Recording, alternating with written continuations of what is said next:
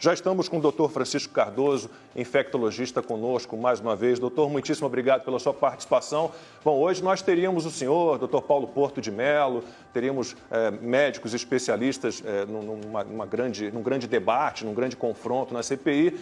Acabou sendo cancelado, não sei se adiado, não sei se já há uma nova data para essa explanação do senhor, doutor Paulo Porto. O que o senhor achou dessa sessão de ontem, da qual estamos aqui falando, e quando é que o senhor finalmente deve ir à CPI? Muito obrigado mais uma vez pela sua participação. Boa tarde. Boa tarde, Lacombe. Boa tarde a todos. Nós fomos informados às 10h50 da noite por WhatsApp, por um assessor do Senado, que da segunda-feira, que a sessão de hoje estaria cancelada, ou suspensa, ou adiada, fine die. E aí nós fomos atrás, porque não tinha nada oficial, a gente tinha passagens de avião, inclusive, para resolver. E aí cobramos uma posição do Senado e às 23h03 saiu um papel oficial e uma mudança no site do Senado dizendo que a consulta estava adiada. E no dia seguinte teve aquele discurso do presidente da CPI falando que estaria cancelado, que não havia interesse. Bom, nós estamos à disposição do Senado e dos senadores do Brasil para esclarecer tudo a respeito sobre o tratamento da Covid e a abordagem da Covid no Brasil. O que eu tenho aqui é que não foi cancelado, mas foi adiado. Não temos ainda uma nova data para ir, mas eu acho interessante irmos, porque eu estou vendo que estão chamando pessoas que são leigas, que são, desculpa o termo, mas pitaqueiros da Covid, como biólogos e comentaristas de televisão, que nunca trataram pacientes, não são médicos e nem cientistas, porque não pesquisam sobre o assunto, que vão ser ouvidos na CPI. Eu me pergunto por que eles vão ser ouvidos e nós, médicos, que tratamos os pacientes, damos as condutas e lemos os artigos e endossamos os tratamentos, não vamos ser ouvidos. Então, eu quero crer que realmente foi um problema de agenda, mas nós estamos à disposição, vamos aguardar a nova data do Senado. Quanto ao depoimento ontem da colega Nise, o que eu posso falar é que até os nossos colegas médicos que, vamos dizer assim, têm um posicionamento mais progressista, mais à esquerda, ou até mesmo aqueles que militam mesmo em partidos de esquerda, ficaram, vamos dizer assim, impactados com o que houve, né? Ao ponto de que há um consenso na comunidade médica de que o Conselho Federal de Medicina solte uma nota de desagravo em favor não só da doutora Nise, mas de todas as médicas que estão sofrendo esse tipo de tratamento por parte de alguns senadores na CPI. Eu acho que o clima lá está muito quente, né? Os ânimos estão muito exaltados e as coisas não podem ser feitas da forma como estão sendo feitas. A gente precisa manter o respeito e diminuir o ódio. Tem muito ódio sobre esse tema, que o ódio não leva ninguém a lugar nenhum.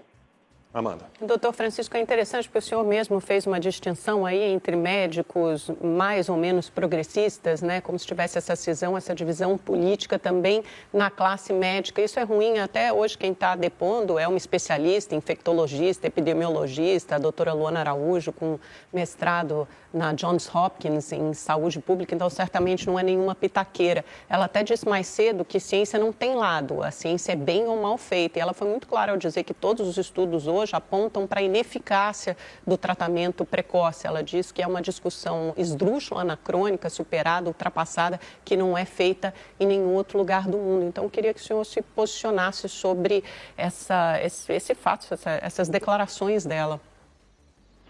Em primeiro lugar, eu queria saber quantos pacientes a doutora Luana já tratou. Porque especialista em saúde pública, mestrado em saúde pública, qualquer um pode ser, não precisa ser médico. A questão é a seguinte, ela não está falando a verdade.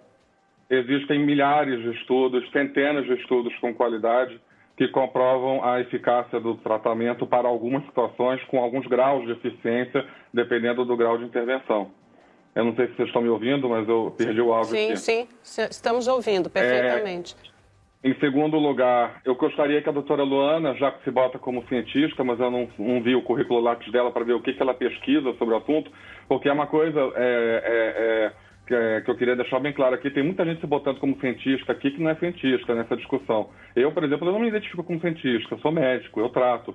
Eu, por exemplo, ajudei a fundamentar a nota informativa 17 do Ministério da Saúde, que é tão contestada na CPI. Eu acho que poderia ser alvo de alguns esclarecimentos na CPI. Por que eu ajudei a escrever a nota 17, o que ela trouxe de benefício para a população. A doutora Luana não teve participação nenhuma no contexto do combate ao Covid no Brasil, até onde eu saiba. Ela era uma ilustre desconhecida até ser chamada pelo ministro Queiroga para assumir um cargo no qual ela não foi sequer empossada. O que ela fala sobre os termos agressivos e ofensivos, na qual ela se dirige aos colegas que fazem tratamento de Covid e ao próprio tratamento em si, denotam a ignorância dela em relação ao tema. Ela realmente não leu nenhum artigo, não leu, por exemplo, o estudo STOIC, publicado no Lancet, que mostra que o uso precoce do corticoide inalatório budesonida inibe em mais de 90% a ida de pacientes para o hospital. Isso é um tipo de tratamento que se chama de precoce, que eu já disse outro dia que não tem tratamento precoce ou tardio.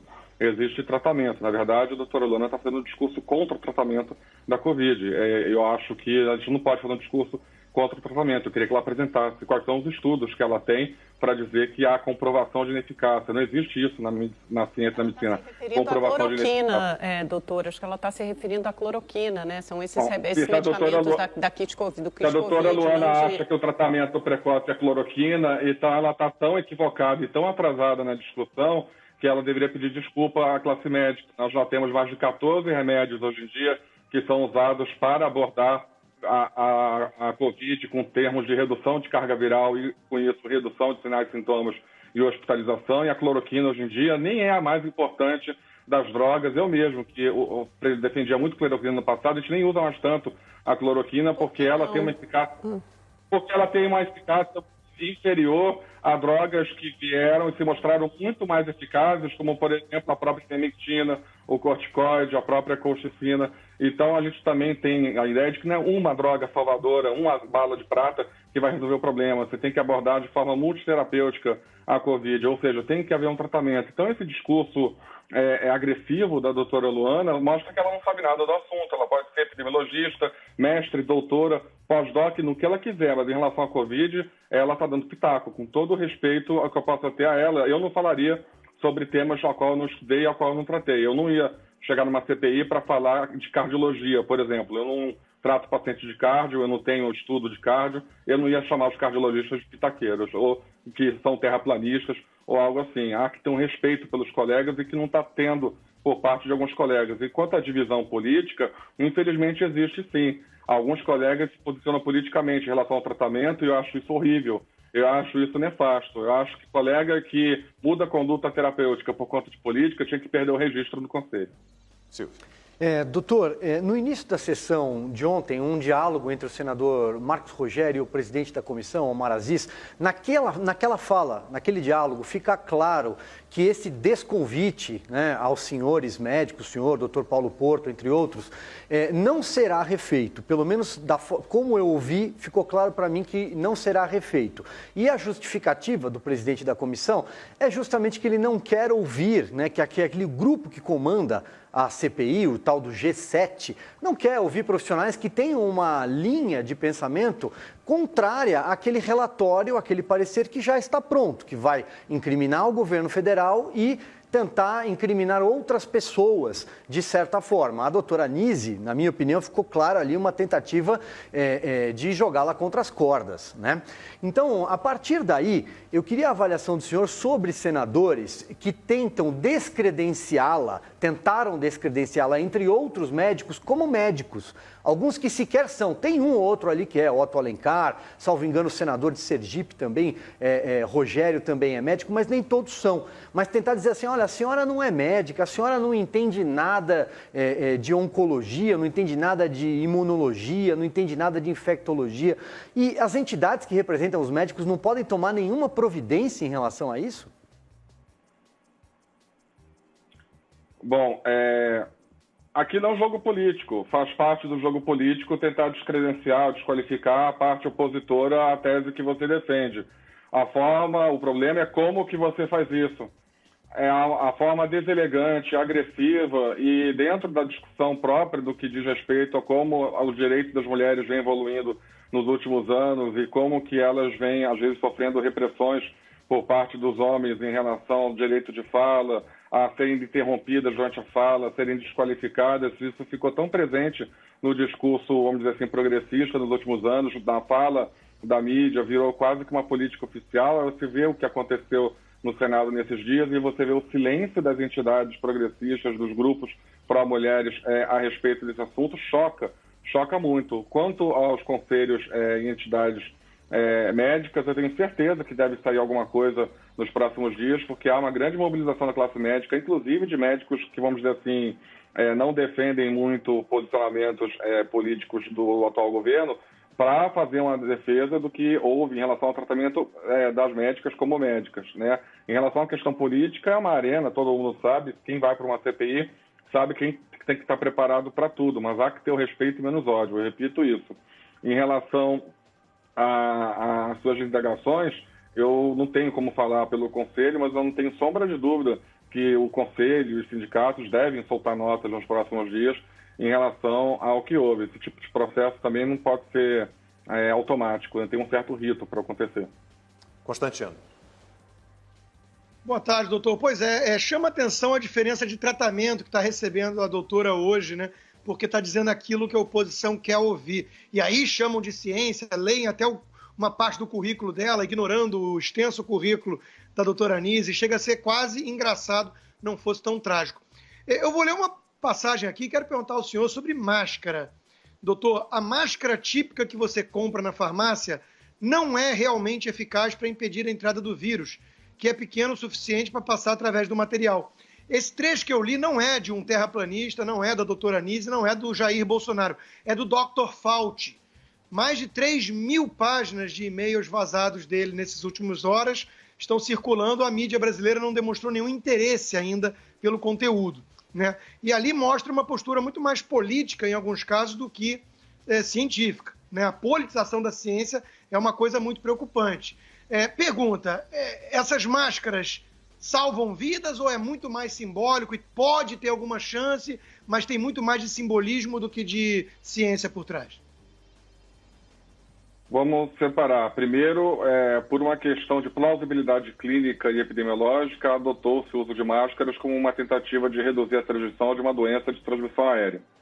As máscaras, elas fazem sentido principalmente em ambientes fechados ou com aglomeração, onde você pode ter um contato próximo com perdigotos, gotículas ou aerossol expelido por um paciente contaminado. Tá? A maior parte do tempo que as pessoas ficam atualmente por conta desses lockdowns e outras situações é nas zonas residenciais, e lá não é cobrado o uso de máscara. Então aí você já tem total ineficácia da política de máscara. Usar máscara só parte do dia e não usar onde você fica mais tempo aglomerado com outras pessoas não resulta em sucesso das máscaras. Talvez por isso os estudos dinamarqueses, americano e brasileiro que estudaram a eficácia das máscaras para redução de transmissão e mortalidade de Covid até agora não conseguiram demonstrar em ensaio clínico duplo cego randomizado, que se colocou como padrão ouro dessa pandemia, uma redução eficaz das máscaras. Ah, mas é por isso que eu vou parar de usar máscara? Não, não é por isso. Mas é engraçado que essa é a alegação que está sendo usada agora, até por pessoas no Senado, para dizer que não se pode usar cloroquina, não se pode usar ivermectina, porque não tem tais estudos. Então há aqui um duplo padrão de comportamento. Eu já falei isso em outras oportunidades. Para alguns tipos de abordagem, você assume que um estudo falho pode ser relativizado. Para outros tipos de abordagem, eu só aceito o estudo perfeito de ouro que leva décadas para se conseguir. De fato, a máscara vendida em farmácia ela é totalmente inadequada, a gente sempre fala isso. No mínimo, deveria ser uma máscara cirúrgica de 3 camadas ou uma máscara, um respirador, né, chamado N95 ou PFF2, para ter esse intuito de bloqueio de aerossol ou de gotícula de forma eficaz. Essas máscaras de pano, que muitas vezes, até eu, às vezes a gente sai com elas, acho por uma obrigação legal do que por uma questão epidemiológica, né? Elas funcionam mais como adorno do que propriamente como eficaz. Teria que ter uma máscara cirúrgica por baixo e uma de pano por cima. Tem até um estudo que mostra que esse conjunto seria mais eficaz, mas a ineficácia das máscaras nos estudos randomizados é um silêncio na mídia. E isso não é abordado, por exemplo, por médicas que alegam serem os donos da ciência e taxam todos os outros colegas de terraplanistas, como a doutora que está agora falando na CPI, que não tem uma pesquisa sobre Covid-19, e eu queria saber quantos pacientes ela já salvou, quantos pacientes ela já tirou do tubo, quantos pacientes ela já deu alta, quantos óbitos ela já evitou tratando Covid da forma que ela está preconizando na CPI do Senado. Eu tenho certeza que é 0. Doutor Francisco, ainda em relação à CPI, o que a gente tem visto é a condenação do tratamento, né? E um olhar muito para a vacina como panaceia, a solução de todos os problemas, né? Tratam pelo menos as duas medidas como excludentes. Ou você aposta na vacina ou você aposta no tratamento. E o senhor já explicou isso aqui para a gente. Não é assim, né? São concomitantes, eles têm que trabalhar juntos.